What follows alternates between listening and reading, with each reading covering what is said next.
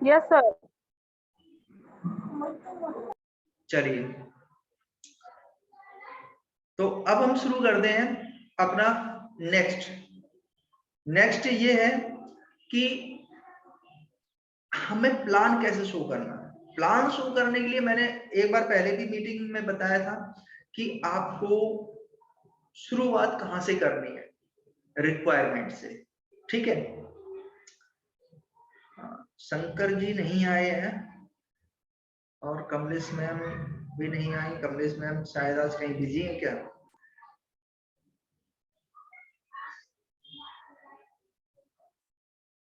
चलिए, तो अब हम शेयर करते हैं अपनी लिंक, सॉरी स्क्रीन शेयर कर रहे हैं, जिससे कि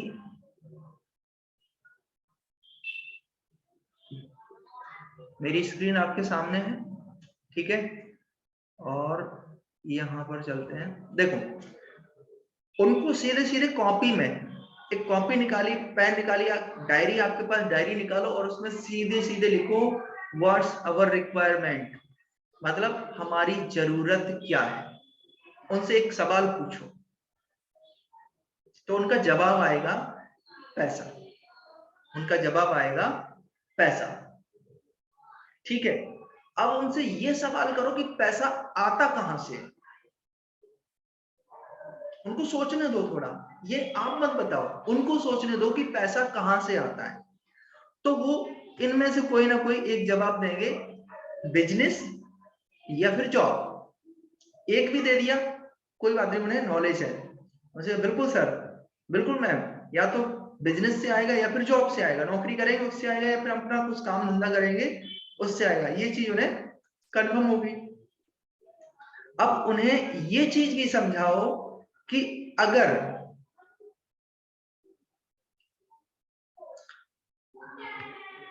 बिजनेस करते हैं तो उसके लिए हमें क्या क्या चीजें लगेंगी।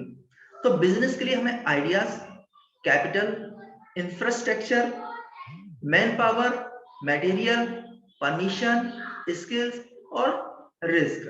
मतलब हमारे पास आइडिया होना चाहिए कि हमें बिजनेस क्या करना, कैपिटल हमारे पास पैसा होना चाहिए, इंफ्रास्ट्रक्चर कि उसकी जो रूपरेखा होती है वो कैसे हमें उसे हैंडल करना है, हमारे पास कितने लोग लगेंगे वो पता होना चाहिए, क्या क्या मटेरियल चाहिए वो पता होना चाहिए, कहाँ कहाँ से हमें परमिशन लेनी पड़ेगी अपने बिजनेस को शुरू करने के लिए वो ये पता होना चाहिए। और जो चीज आपने शुरू की है वो आपके पास स्किल होनी चाहिए उस बिजनेस को आगे बढ़ाने की, और आपके पास उतनी कैपेसिटी होनी चाहिए अगर उसमें कुछ लॉस होता है तो वो रिस्क आप उठा सको। देखो, बिजनेस 100-200 रुपए में तो चलता नहीं है, ना 1000 में चलेगा ना 10,000 में होगा। ठीक है, बिजनेस के लिए चाहिए, एक बड़े बिजनेस के लिए हमें चाहिए बड़ा अमाउंट। ठीक है, और जब बड़ा अमाउंट होता है तो हम जैसे लोग उसे अफोर्ड नहीं कर पाएंगे क्योंकि हमारे हैसियत नहीं उतनी।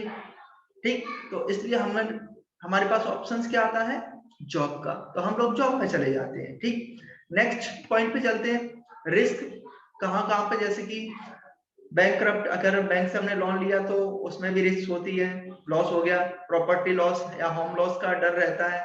ठीक है, और इरेगुलर अगर बिजनेस नहीं चला तो इनकम की कोई गारंटी नहीं कि वो टाइम टू टाइम आएगी या नहीं आएगी। लैक ऑफ जॉब सिक्योरिटी, उसमें भी मतलब सिक्योरिटी नहीं है, वो चल पाएगा या नहीं चल पाएगा। ठीक है, कोई मतलब गारंटी नहीं है, हम कितना भी अच्छा करेंगे ना तो भी गारंटी नहीं है। Possibility of suffering a personal failure, हमें ऐसी संभावना होती है कि हम पर्सनली उसमें फेल भी हो सकते हैं, जरूरी नहीं कि हो जाए, हो सकते हैं। ठीक है, तो ये परसेंटेज उसमें रिस्क के दिए हैं कि भाई 50% इसकी रिस्क है, 39% ये रिस्क है, वो रिस्क, ये सारी चीजें। ठीक, तो ये पॉइंट अगर बताया तो ठीक है, नहीं बताया तो कोई बात नहीं, लेकिन इस पॉइंट को जरूर आप बताओ कि आइडिया होना चाहिए, कैपिटल होना चाहिए, ये चीज इतना पैसा होना चाहिए, लोग होते हैं, तो ये सारी चीजें लगती है तो उसको उस चीज का नॉलेज होगा। ठीक है, वो आए या ना आए लेकिन उसको नॉलेज तो हुआ, आपने उसे कुछ ज्ञान की बात तो दी। ठीक है, तो उसको ये लगेगा कि यार बात तो सही कह रहा है ये बंदा या बंदी, सही कह रहा है। अब हमें आगे क्या बताना है, जॉब की रिक्वायरमेंट भी होती है कि भाई अगर आप अच्छी जॉब चाहते हो तो क्वालिफिकेशन होनी चाहिए आपके पास, पढ़ाई लिखाई, आप ट्रेंड हो तो और अच्छा रहेगा, आपके पास स्किल है तो जल्दी जॉब मिल जाएगा, आपको एक्सपीरियंस है तो लोग तुरंत आपको मतलब बिना इंटरव्यू के ही रख लेते हैं। ठीक है, एज लिमिट होती है। अब अगर कोई 50 साल के अंकल किसी एक बड़ी पोस्ट के लिए अप्लाई करने जाए तो मना कर दी जाएगी, आप इसके लिए नहीं हो। मान लो कि एयर होस्टेस के लिए उन्होंने बात की तो मना कर देंगे, या उन्होंने कहा कि मैं पायलट बनना चाहता हूँ, मना कर देंगे। क्यों? उनकी एज को देखकर। ठीक है, टाइम बाउंडेशन सुबह 9 से 6 चलना ही चलना है, 10 से 12 घंटे का टाइम बाउंडेशन रहेगा। आप उस टाइम पर कहीं नहीं जा सकते हैं, कुछ नहीं कर सकते, सिर्फ जॉब करेंगे। अगर आप गवर्नमेंट जॉब के लिए सोच रहे हैं तो आपको एग्जाम क्रैक करना पड़ेगा, और एग्जाम क्रैक करने के बाद भी इसकी कोई गारंटी नहीं कि आपको जॉब मिल जाएगी। ठीक है, आज अगर आप 20,000 25,000 की नौकरी कर रहे हो, है ना, और 10 साल तक आपने नौकरी की बड़ी ईमानदारी से, और आपकी 10 साल बाद वो 25,000 की नौकरी 40,000 तक पहुंच गई। अब 10 साल बाद आपको नौकरी से निकाल दिया गया, उसके बाद आपके जो अगले महीने की इनकम होगी वो कितनी आएगी? कोई बताएगा मुझे कितनी आएगी? बताओ।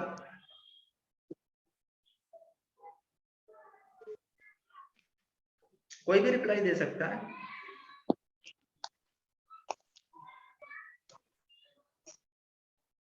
सुरेखा मैम,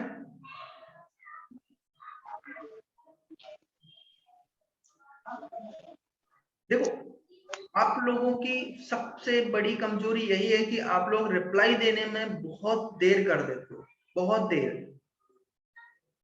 आप सबको पता है कि जूम पर क्या है कि अपने पास टाइम बाउंडेशन रहता है, भाई 40 मिनट में मीटिंग समाप्त करनी, नहीं तो फिर अपने को दोबारा से फिर ज्वाइन करना पड़ेगा, वो रहता है। तो थोड़ा सा जल्दी जल्दी रिप्लाई दिया करो, जल्दी जल्दी ज्वाइन किया करो, ये चीज होती है।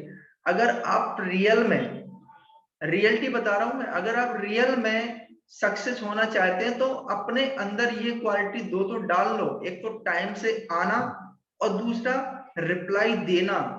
अगर आप जल्दी रिप्लाई दोगे तो आप अपने प्रोस्पेक्ट के, आप किसी को प्लान दे रहे हो ना तो उसके तुरंत क्वेश्चंस के आंसर निकाल के दे दोगे, तुरंत। सिर्फ रिप्लाई देने से ये क्वालिटी अपने अंदर आ जाती है। ये चीज देखो, सीखोगे, रिप्लाई देने की कोशिश करोगे तो हो पाएगा। अब मैं पूछ रहा हूं, मैंने 4 बार रिपीट कर दिया, अभी तक एक भी ने रिप्लाई नहीं दिया। तो मैंने क्वेश्चन भी पूछा तो शायद उसको भी आप लोग भूल गए होंगे। देखो मैं आपको डांटूंगा, मैं सब कुछ करूंगा, लेकिन आपको बढ़ाना मेरा काम है। अब आप उस डांट को नेगेटिव में ले जाते हो या पॉजिटिव में ले जाते हो, ये आपके ऊपर डिपेंड करता है। तो पहली चीज यही है कि हमें जो क्वेश्चन पूछा गया उसका कम से कम रिप्लाई तो दो। गलत आएगा कोई दिक्कत नहीं, लेकिन रिप्लाई तो दिया। कभी ये तो नहीं होगा कि रिप्लाई नहीं दिया। एक छोटी सी स्टोरी है इसी मतलब टॉपिक पे। एक जंगल में आग लग गई थी अचानक, काफी भयंकर आग थी, और सभी जानवर भाग रहे थे और बोल रहे थे भागो भागो आग लग गई, अपने अपनी जान बचाओ। पास में एक तालाब के किनारे एक पेड़ था, उस पेड़ पर एक चिड़िया थी। चिड़िया क्या कर रही थी, पेड़ से उड़ी, तालाब पर गई, चोंच में पानी लिया और आग में डाल दिया। फिर गई तालाब में, पानी लिया, आग पे डाल दिया। एक बंदर बैठा था और वहां पर वो देख रहा था बड़े गौर से, और फिर बोला हंसते हुए, अरे चिड़िया बहन, आप पागल हो गए क्या? आपकी एक एक बूंद से ये इतनी भयंकर आग बुझ जाएगी क्या? तो चिड़िया कहती है, बंदर भैया, मुझे मालूम है कि मेरी एक बूंद से ये आग नहीं बुझेगी, लेकिन जिस दिन इस आग का इतिहास लिखा जाएगा ना, तो उस दिन मेरा नाम भागने वालों में नहीं होगा, मेरा नाम आग बुझाने वालों में होगा, क्योंकि मैं कोशिश कर रही हूँ आग बुझाने की, और ये जानवर जो है वो कोशिश कर रहे हैं अपनी भागकर जान बचाने की। अब इसमें यही चीज है हमारे अंदर, इसमें यही क्वालिटी लानी है कि हमें करना क्या है कि अपने आग बुझाने का काम नहीं करना है, सॉरी आग लगाने का काम नहीं करना है, आग बुझाने का काम करना है। मतलब हमें आगे बढ़ना है, बेशक गलत तरीके से बढ़े लेकिन सीखते हुए आगे बढ़े। गलत होगा रिपीट होगा, ठीक है। तो जब हमारी जॉब चली जाएगी 10 साल बाद, उसके बाद हमारी जो इनकम होगी वो जीरो होगी। अब जब इनकम जीरो हो जाएगी तो आपके पास 10 साल बाद का प्लान क्या है? 10 साल बाद का प्लान क्या है? क्योंकि आज अगर हम देखें तो 120 रुपए पेट्रोल है। अगर हम देखें जो 15 रुपए का मतलब 15 रुपए किलो गेहूं आते थे, आज वो 25-26 रुपए किलो हो गए, मतलब डबल हो चुके हैं सिर्फ 5 साल के गैप में। 5 साल के गैप में तो हर चीज के रेट जो है ना दुगनी रफ्तार से बढ़ रहे हैं, और दुगनी रफ्तार से हमारी सैलरीज नहीं बढ़ रही हैं, हमारी इनकम नहीं बढ़ रही है। तो फ्यूचर प्लान क्या है? ये बहुत सोचने वाली बात है। मान के चलो आने वाले 10 साल में जिसकी शादी नहीं हुई उसकी शादी हो जाएगी, बच्चे हो जाएंगे, जिसकी शादी हो गई बच्चे हैं छोटे छोटे हैं वो बड़े हो जाएंगे, उनके खर्चे बढ़ेंगे। और जिसकी शादी नहीं हुई उसकी शादी होगी, वो 1 से 2 होंगे, 2 से 4 होंगे, तो उनका भी पहले अकेले का खर्चा था, अब 4 का हो जाएगा। ठीक है, तो 4 का खर्चा क्या 30-40 हजार की जॉब में पूरा हो जाएगा? ये प्लान करना बहुत जरूरी है। अगर आज आपको मान के चलो 20,000 रुपए सैलरी मिल रही है, तो 10 साल में वो कितनी होगी जाके? अगर हम हर साल 1-1 हजार रुपए बढ़ा के भी चले ना, तो 10,000 रुपए बढ़ रहे हैं आपके, तो 30,000 पे पहुंचेगी। चलो 30 की जगह हम 40 कर लेते, तब भी आपका 40,000 रुपए में खर्चा चलने वाला नहीं है। ठीक है, तो आगे चलते हैं। ये जॉब की सिचुएशन है कि भाई जो लोग मतलब तैयारी करते हैं, ये न्यूज़पेपर की कटिंग मैंने यहाँ पे पेस्ट की है। करीबन एक व्यक्ति, एक स्टूडेंट औसत 1.5 लाख रुपए हर साल खर्च करता है अपनी पढ़ाई पर एक जॉब पाने के लिए। ठीक है, ये मध्य राजस्थान की न्यूज का है। राजस्थान में लगभग 25 लाख बेरोजगार हैं जो हर साल 1.5 लाख रुपए खर्च करते हैं अपनी पढ़ाई पर, लेकिन भर्ती ऐसी निकलती है उनके साथ मजाक हो जाता है। ठीक है, आगे चलते हैं। इसमें ये खर्चा बताया कि 1.5 लाख कैसे कैसे होता है। कोचिंग की फीस है, रहने का खर्चा है, खाने का खर्चा है, पढ़ाई लिखाई का सामान खरीदना है, इंटरनेट डलवाते हैं, आने जाने का खर्चा हो जाता है, फॉर्म भरने की फीस हो जाती है, लाइब्रेरी में जाते हैं उसकी फीस हो जाती है। ऐसे टोटल मिला के करीबन 1.5 लाख रुपए एक साल में खर्चा हो जाते हैं। ठीक, तो अब करना क्या है? Change your ways, change your life. सिर्फ आपको क्या करना, अपना रास्ता चेंज करना है, छोटा सा रास्ता। देखो हमारे दादा परदादा सब एक रास्ते से चले आए, ठीक है, वो जहां पर है वहीं पर है। अब सोचो, न्यूटन है, न्यूटन एक साइंटिस्ट है। अगर किसी को नहीं पता तो मैं बता देता हूँ, न्यूटन एक साइंटिस्ट है, साइंटिस्ट थे सॉरी, है ना। उन्होंने ही गति के नियम क्यों शामिल मतलब बताए हमें। सिर्फ एक सेव गिरा था और उस सेव के गिरने से उन्होंने इतनी बड़ी साइंस की थ्योरी पेश कर दी। क्या हमारे पूर्वजों ने सेव गिरता हुआ नहीं देखा होगा? जो हमारे पूर्वज थे उन्होंने सेब पेड़ से गिरता हुआ नहीं देखा था, फल पेड़ से गिरता हुआ नहीं देखा था, देखा होगा लेकिन बताया नहीं। ठीक है, अब भाई मुझे क्या फर्क पड़ता है, जैसे सब लोग चल रहे थे वैसे चल रहे थे। तो अगर जिसको अपनी कहानी अच्छे से लिखनी होती ना, तो उसे हटके काम करना पड़ता है, हटके चलना पड़ता है। न्यूटन ने हटके काम किया, आज पूरी दुनिया उन्हें जानती है, एक ग्रेट साइंटिस्ट थे। लेकिन उस सेव से उन्होंने इतनी बड़ी साइंस में थ्योरी पेश कर दी। सेव गिरते हुए हमारे पूर्वजों ने भी देखा लेकिन उन्होंने थ्योरी नहीं की। ठीक है, तो हमें क्या करना, अपना रास्ता चेंज करना है, शायद रास्ता चेंज करके हमारी लाइफ बदल सके। अब क्या चेंज करना है? डायरेक्ट सेलिंग में आना है। अभी तक हम लोग इनडायरेक्ट सेलिंग में काम कर रहे हैं, अब हमें जाना है डायरेक्ट सेलिंग में। व्हाई, क्यों जाना है डायरेक्ट सेलिंग में? इसमें इसलिए जाना है क्योंकि अगर हम इनडायरेक्ट सेलिंग की बात करें, एक कोई छोटा सा साबुन, ठीक, छोटा सा साबुन मान के चलो 10 रुपए का आता है, ठीक है, कंपनी से स्टार्ट होता है, कंपनी नीचे है और ऊपर आते आते तक 10 रुपए का मिलता है। अब इसका एक गुड रिप्लाई, मतलब गुड एग्जांपल्स मैं नहीं दूंगा, सुरेखा मैम देंगी। सुरेखा मैम, मेरी आवाज सुन रही हैं आप? जी सर। इस एग्जांपल को आप बताओ कि आपने इसमें क्या सोचा था प्रैक्टिकली। सर मैंने साबुन से ही की है, पर मेरे हस्बैंड बोलते थे कि इसमें बहुत ज्यादा सभी प्रोडक्ट बहुत इसमें हाईवी रेट है, तो मैंने इस महीने में परचेजिंग नहीं की थी। तो मैंने उन्हें ना साबुन से ही दिखाई कि उन्होंने लाया 10 दिन में 8 साबुन लाया था, 7 यूज हो गया, 8वां चालू है सर। और इसमें हम लोग 3 साबुन खरीदते थे तो पूरे महीने भर जाता था, और इसमें हम लोग कैलकुलेशन करेंगे कि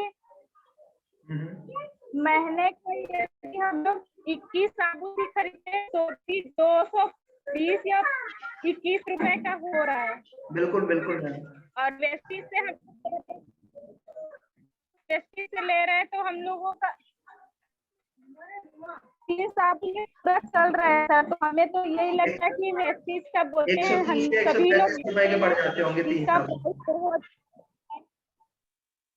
हाँ, तो हमें मतलब मेरे हस्बैंड जी बोले कि नहीं ये का प्राइस वेस्टीज का, लेकिन बाहर से हम लोग 10-10 रुपए खरीद रहे हैं, वो बहुत महंगा है, और इसमें का वेस्टीज का नहीं है महंगा, बहुत सस्ता होता है। तो यदि सब लोग कैलकुलेशन करके देखेंगे ना, तो बाहर से ले रहे हैं थोड़ा थोड़ा, वो बहुत ज्यादा जाता है। बिल्कुल सही का ज्यादा पड़ता है, जो सोच रहे हैं कि बहुत कम है उसका रेट, लेकिन देखें तो 100 रुपए की बाहर से ले रहे हैं, वही बहुत ज्यादा महंगा पड़ता है। बिल्कुल सही है। तो देखा आपने, मतलब मैम ने ये खुद प्रैक्टिकली अपने हस्बैंड को बताया। उन्होंने इस महीने पता परचेजिंग नहीं की, क्यों? उनके हस्बैंड ने बोला होगा कि इसमें से अपन सामान लेते हैं यार, महंगा पड़ता है, क्यों अपन ले सामान नहीं लिया उन्होंने। तो 1 हफ्ते में उन्होंने 7 साबुन यूज कर डाले। सोचो 7 वीक में 7 साबुन यूज हो गए, और कहां पर वेस्टीज के उनके 3 साबुन भी यूज नहीं होते थे पूरे महीने में। तो फर्क कितना हो गया? अगर वो 1 हफ्ते में 7 साबुन यूज कर रहे हैं, चलो 1 हफ्ता तो छोड़ो, मैं 10 दिन मान लेता हूं, ठीक है, तो 7 7 14 7 या 21 साबुन, मतलब 210 रुपए के उनके साबुन हो गए पूरे महीने के। और वेस्टीज से अगर हम कैलकुलेशन की बात करें कि भाई 3 साबुन उनके आ रहे हैं, और 3 साबुन उनके कितने रुपए के बन रहे हैं? एक साबुन 43 रुपीज का, तो 3 साबुन हो गए 129 रुपीज के। कहने का मतलब ये है कि 102 रुपए की बचत हो रही उनकी, 102 रुपए की बचत। हमें देखने में अमाउंट बड़ा लग रहा है, लेकिन जब हम उनको यूज करते हैं ना, तब पता चलता है। मैं बता रहा हूं, मैं कुकिंग ऑयल की बात कर रहा हूं। मेरा कुकिंग ऑयल 1 महीने में 1 लीटर से ज्यादा लगता था, ठीक है, और अब हमारा जो, मैं वेस्टीज से कुकिंग ऑयल लेके आता हूँ खाना बनाने के लिए, जो तेल लेके आता हूँ ना, तो 1 बोतल मेरी 2.5 महीने चलती है, और वो कितने लीटर की? 2 लीटर की। तो आप सोच सकते हो कि कहाँ मेरा 1.5 लीटर तेल लगता था 1 महीने में, अब वो 2.5 महीने चल रहा 2 लीटर तेल। बोलिए, मतलब आधा लीटर तो अपन डिफरेंस मान सकते हैं कि हाँ आधा लीटर का डिफरेंस हो रहा है, तो वो बचत भी तो हो रही है। अगर पैसा ज्यादा लग रहा तो हमारी बचत भी तो हो रही है। तो ये चीज अपने को सोचनी पड़ेगी, सीखनी पड़ेगी। ठीक, आगे चलते हैं, इसको हटा देते हैं थोड़ा।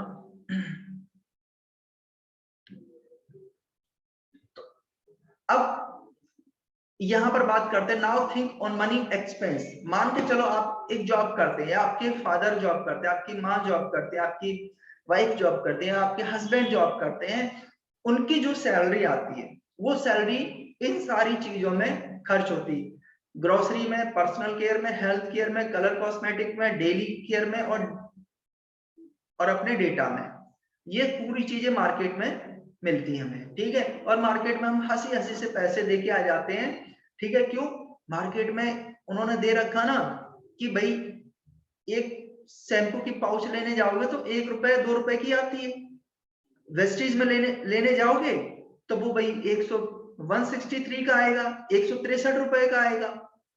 तो आप यूं पकड़ोगे माथा, 163 रुपए का। लेकिन भैया कैलकुलेशन तो कर लो कि अगर आप डेली एक पाउच लगा रहे हो शैम्पू का, ठीक, तो वो कितने दिन चलेगा आपका? 2 रुपए के हिसाब से, ठीक है। तो वो चीजें होती हैं, दिखने में तो छोटा है लेकिन जब उनको यूज कर देना तब पता चलता है, ठीक। और वो पैसा तो आपकी जेब से जा रहा है, लेकिन आपने जो 163 रुपए का लिया तो वहां पर आपको बिजनेस मिल गया, यहाँ पर बिजनेस नहीं मिलेगा। देखो अगर मीटिंग जैसे ये खत्म हो जाए ना, बंद हो जाए ना, तो दोबारा से एक बार उसी लिंक पर क्लिक करना तो आप दोबारा से आ जाओगे, ठीक। क्यों? क्योंकि इसमें टाइम कम मिलता है तो डबल बार करना पड़ता है, राइट। अगर हम मान के चलते हमारा 1 महीने का खर्चा 3,500 है तो 12 महीने का खर्चा हो जाता है 42,000 रुपए, और 100 साल का खर्चा हो जाता है 42 लाख रुपए, ठीक है। मिलता क्या है? सिर्फ सामान मिलता है और कुछ नहीं मिलता। लेकिन अगर हम बात करें कि जैसे जैसे हमारे खर्चे बढ़ते हैं ना, ठीक, खर्चे के साथ साथ आमदनी नहीं बढ़ती लेकिन खर्चे की ग्राफ बढ़ता चला जाता है। 1990 से लेकर और अभी तक की बात करें तो आज की डेट में एक नॉर्मल फैमिली का जो नॉर्मल खर्चा वो 20,000 रुपए महीने का होता है, जहां पे चार कैंडिडेट रहते हैं वहां 20,000 रुपए का आराम से हो जाता है। ये मेरा खर्चा नहीं है, ये मैंने खर्चा लिखा है सुरेखा मैम से बात करके, क्यों उनका जो खर्चा होता है उनको भी नहीं पता कि मैंने ये क्यों पूछा था, शंकर जी की बात करके, ठीक है, कमलेश मैम से बात करके, उन सबके डिसीजन, उनके सबके जब कैलकुलेशन करे ना तो राउंड फिगर 20,000 रुपए आया आज की डेट का खर्चा। सिर्फ छोटे छोटे खर्चे मैंने लिखे हैं, बड़े खर्चे तो लिखे ही नहीं इसमें, कपड़े लगते वो कुछ भी नहीं लिखे मैंने, सिर्फ खाना खर्चा, रूम रेंट वगैरह, जो बच्चों की पढ़ाई तक का, ठीक है। वो भी नॉर्मल से स्कूल की पढ़ाई की बात कर रहा हूँ, एक हाई फाई स्कूल की बात की नहीं कर रहा हूँ, ठीक। तो जिस तरह से खर्चे बढ़ रहे हैं तो आने वाले 10 साल में खर्चा कितना हो जाएगा? मे बी 25,000 रुपए महीने का। अगर किसी की सैलरी आने वाले 10 साल में 30,000 हुई तो बचेगा क्या? कुछ नहीं बचेगा। बच्चे की पढ़ाई भी नहीं हो पाएगी, बच्चों को कपड़े भी नहीं दिलवा पाएंगे, ये सिर्फ खाने खर्चे में चले गए उसके पास अगर गाड़ी होगी ना तो गाड़ी का पेट्रोल ही लग जाएगा इतना। तो ये चीज सोचने वाली है। आज अगर आप सीरियस नहीं हुए और आपने इस चीज का मजाक बनाया तो आगे चल के आने वाले 10 साल में लाइफ आपका मजाक बना के रख देगी, पक्की बात है, आज नोट करके लिख लेना, ठीक है। और अगर आप अपना मजाक नहीं बनवाना चाहते हो तो आपको तन मन से काम करना पड़ेगा, धन ऑटोमेटिक आ जाएगा। सिर्फ तन मन से काम करना है, धन ऑटोमेटिक आ जाएगा, ठीक है। यहाँ पे धन लगाने की जरूरत नहीं, धन तो वैसे भी आप खर्च कर रहे हो इधर उधर, तो वो धन यहाँ खर्च करना चालू कर दो तो धन से धन यहाँ पर आने लगेगा, ठीक है। आगे बात करते हैं, do you work in right way. अब अभी तक जो कर रहे थे क्या वो सही दिशा में काम कर रहे थे आप? ये आपको सोचना पड़ेगा, ठीक है। आगे चलते हैं, यहाँ पर एक बात है, change your shop, change your mind, then will be change your life. यहाँ पर जी सर कौन? 24 से 28 29 30 के महीना है, ये है ना, 29 या 30 ये महीना में कल का तो अपन घर में। अब देखिए ये जिसका माइक ऑन है ना वो माइक बंद कर लो। कल 12 बजे आए, जिसका भी माइक ऑन है 12 बजे नहीं आएगा।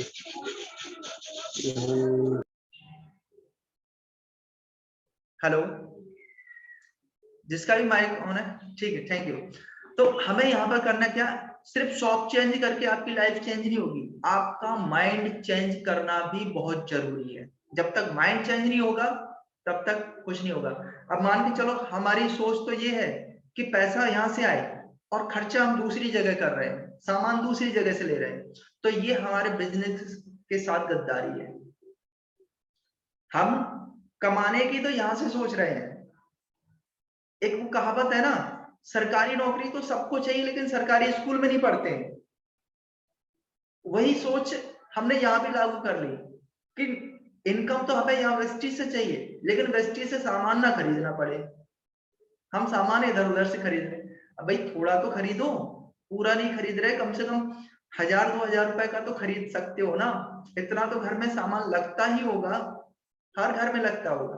तो आप अगर महीने की सामान नहीं ले रहे हो, देखो कंसिस्टेंसी के दो अर्थ होते हैं। एक तो ये होता है कि भाई 2000 रुपए 3000 की कंसिस्टेंसी, ये तो हमने माइंड में सेट कर ली, लेकिन मैं सही बताऊं ना, ये कंसिस्टेंसी नहीं है। आपको 2500, 2000 में, 3000 में आपको सिर्फ वाउचर मिल सकते हैं। इनकम की मत सोचना, क्यों, आप ले सकते हो लेकिन आपकी टीम में 95% लोग ऐसे होंगे जो कंसिस्टेंसी नहीं लेंगे। कंसिस्टेंसी का जो अर्थ मैं बताता हूं वो बिल्कुल सही दिशा में है। कंसिस्टेंसी का मतलब ये है कि अगर आपने सोच लिया कि मुझे हर महीने 1000 रुपए की शॉपिंग करनी है, एक महीना भी नहीं चूकना है, दैट इज कंसिस्टेंसी। मेरी टीम में एक नया बंदा हर महीने आना है और वो भी 1000 रुपए, 1200 रुपए, 1500 रुपए की परचेजिंग करेगा, दैट इज कंसिस्टेंसी। वो कंसिस्टेंसी होती है। कंसिस्टेंसी का मतलब आप लोग समझ गए? सर देखो हमारे लीडर से भी सीनियर बहुत सारे लीडर हैं। आप कभी भी किसी भी बड़े लीडर जो आज मतलब लाखों रुपए महीना कमा रहा है ना, उसके आप मीटिंग देखना, वो आपको बड़े तरीके से बता देंगे। जो बड़े बड़े ट्रेनर हैं, जो डायरेक्ट सेलिंग की ट्रेनिंग देते हैं, उनकी आप कंसिस्टेंसी के ऊपर वीडियोस देखना, आपका माइंड खुल जाएगा कि कंसिस्टेंसी होती क्या है। देखो 1 मिनट के अंदर अंदर ये बंद हो जाएगी, तो आप दोबारा से इसी लिंक पे आ जाना, उस पर क्लिक करना, आप दोबारा से मीटिंग में ज्वाइन हो जाओगे, ठीक है?